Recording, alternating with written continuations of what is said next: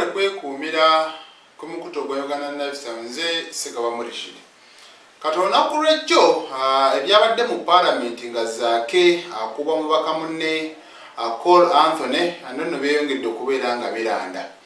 Zaake akubwa emirundi egy'enjawulo era nga egimu ku gino emirundi gy'azaakubibwamu mujjukira ebbago l'etteeka eryatogikwatako era ono yakubwa ekayunga era yagenda maaso n'okubeera nga akwatibwa mu kalulu aka Aliet Nakwedde we yali attunkano wa NRM Andrew Muwonge lokakananga Nakwedde awanguddwa n'eno Zaake tebyamutambulira bulungi.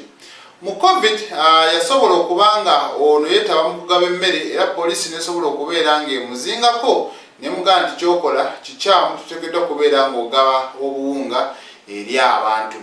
Mu mbeera y'emu n'emmotoka ye yasikwa we yali awo e Makerere Kavule nga bagamba bano bali bateeseteese olukuŋŋaana ate bakunga abantu babeere nga beekalakaasa okugenda ku Parliament. Era ne wano yakwatibwa n'atwalibwa n'aggalibwa n'ababaka abalala okwali ate bandeke era oluvannyuma yasobola okubeera nga ayimbulwa. Kati yajjiddwa olunaku olw'ejjo mu Parliament munnange nga n'ebigenda mu maaso ku nsi tabitegeera bulungi. Yasobodde okubeera nga atwalibwa mu ddwaliro ensambya gye yagenza okuba nga afuna obujjanjabi obusingako. Kati Zaake bingi nnyo ebize bimukubya naye ku mulundi guno eno Omubaka Anthony Hon asobodde okuba nga abaako byannyonnyola ku nsonga eyamuleetedde n'okumusitula obusungu okuba Omubaka munne Francis Zaake Butebi. Kati nno ono agamba nti temulowooza nti ensonga yabadde yeekuusa ku bbago ly'emmwanyi nno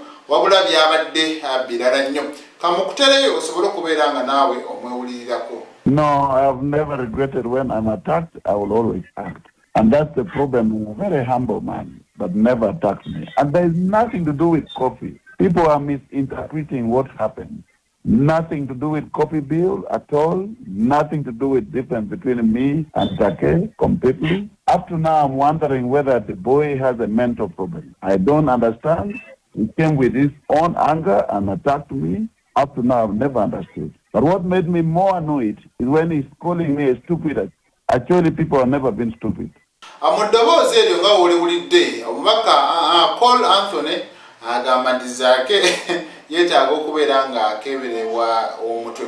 Ensonga ennyonnyolwa sayidi eno endala bagamba nti Zaake oluvannyuma lw'okwemulugunya nti waliwo abamu abadde bayingidde mu Parliament n'emmundu era ng'ono mu kusituka gye yemulugunye oluvannyuma lw'omuzindaalo gwe okubeera nga teguliiko yasobodde okuba nga addayo mu kuddayo kwe kusanga ng'ekifo kye munnange kyatwaliddwa dda. Kati mu kutwalibwa ono yasobodde okukozesa eryanyi okusindika Anthony Hon n'amuga avaayo kino ekifo nze abadde akituddemu okakkana ng'oli amwanukudde n'ebikonde ku mutwe. Embeera bw'atyo yasobodde okubeera ng'ebeera ne Anthony Hon bye byasobodde okubeera nga ayogera.